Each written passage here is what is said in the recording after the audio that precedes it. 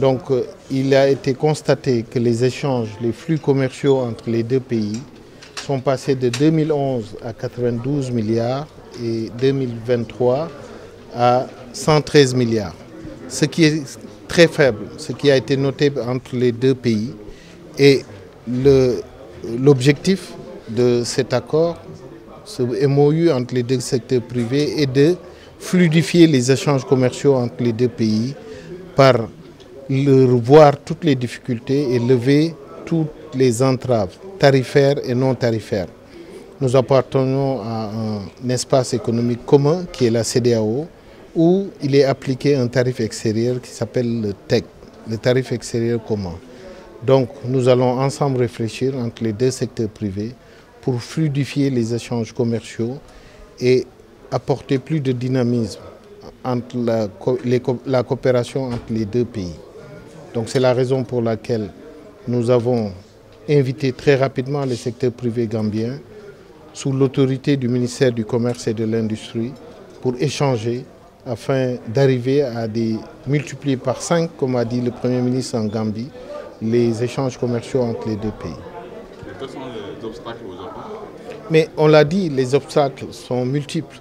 On a des barrières tarifaires entre les deux pays, des produits qui sont protégés comme le ciment, les produits de Coca-Cola, on a parlé de l'anacarde, on a parlé de l'eau, etc. Donc il y a des obstacles au niveau des frontières, beaucoup de goulots d'étranglement, les camions n'arrivent pas à traverser facilement. Donc ce sont autant d'obstacles que si on en discute, nous pouvons facilement trouver des solutions. Quel est le rôle du secteur privé dans ce projet? Mais le rôle du secteur privé est capital. Je crois que c'est nous les industriels qui transforment, qui commercialisent et qui exportent dans ces pays-là.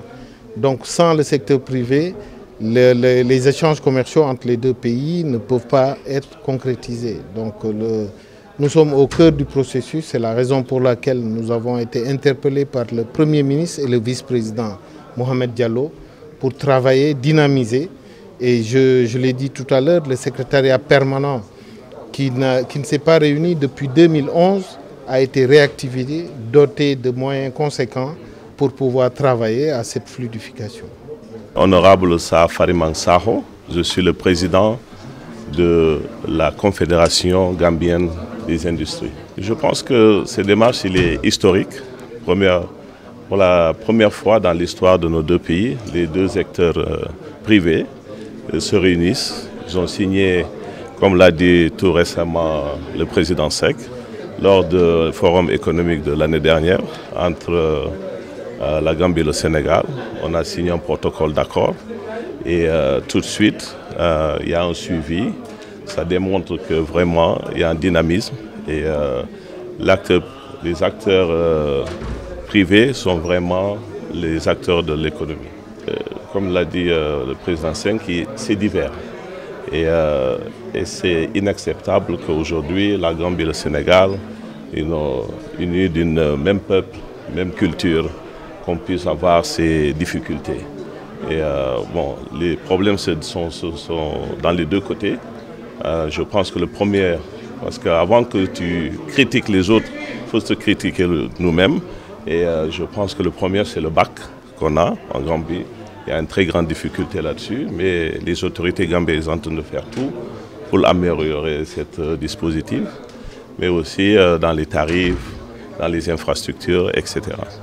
Je souhaiterais féliciter et encourager cette formidable initiative des deux secteurs privés, concrètement de la Confédération gambienne des industries et l'UPIC, qui presque un mois, jour pour jour, après justement le comité de suivi de coopération, ont organisé cette rencontre. Et je pense que, de mémoire, c'est la première rencontre qui se tient, en tout cas qui s'inscrit un peu dans le cadre du comité.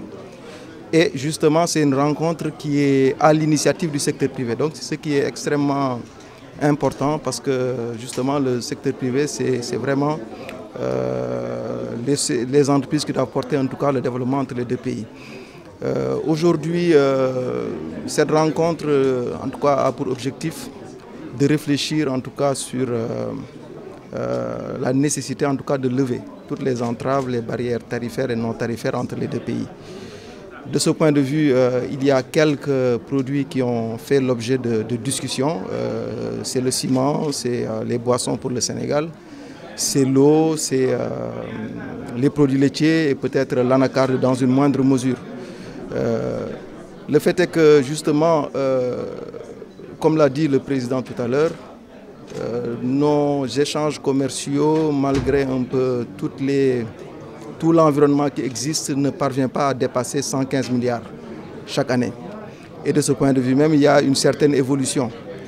Et force est de constater, de ce point de vue, que malgré les efforts déployés de part et d'autre par les deux gouvernements, que les échanges commerciaux entre les deux pays n'est pas encore à la hauteur de la chaleur des relations diplomatiques, politiques et même culturelles entre les deux pays. Donc, le moment est venu en tout cas de trouver une solution durable justement à cette question.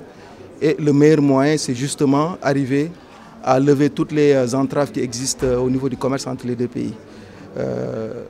Le propos, justement, et ça a été ça notre message, c'est que justement, c'est le secteur privé qui doit justement être en avant en tout cas, de cette problématique. Si aujourd'hui un pays décide de mettre en place en tout cas des entraves dans un secteur déterminé, c'est parce que justement à la base il y a eu le secteur privé de ce pays-là qui a demandé d'être protégé. Et nous estimons que les deux pays, le secteur privé en tout cas doivent travailler à mettre en place non pas un marché gambien et un marché sénégalais, mais de travailler à avoir un seul marché, un marché commun. Et nous n'avons guère le choix parce que dans les années à venir, nous aurons, en tout cas, on va rentrer dans l'opérationnalisation de la ZLECAf.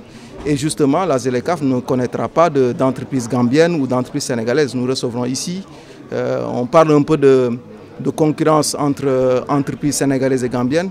Mais demain, voilà, ce sera d'autres entreprises de pays encore beaucoup plus industrialisés qui vont attaquer notre marché. Et si justement, au niveau de nos deux pays, on ne s'organise pas pour avoir un seul marché, mais avoir même au-delà une politique industrielle commune qui permet justement d'avoir un peu entre guillemets des entreprises sénégambiennes, donc de construire de vraies joint ventures entre les deux secteurs privés. Demain peut-être on ne sera pas là pour parler d'entrave entre les deux pays, mais peut-être on parlera peut-être de la survie en tout cas de nos entreprises. Donc c'est ça un peu le message que nous avons voulu leur porter. Et que cette rencontre, justement, est une bonne opportunité.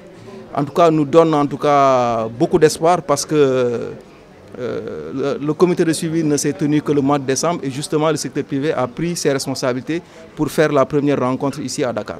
Je pense que le mois prochain, les administrations douanières vont se réunir, mais justement, la solution nous doit venir d'abord du secteur privé et justement cette rencontre nous permet d'avoir cela. Aujourd'hui, quels sont les défis?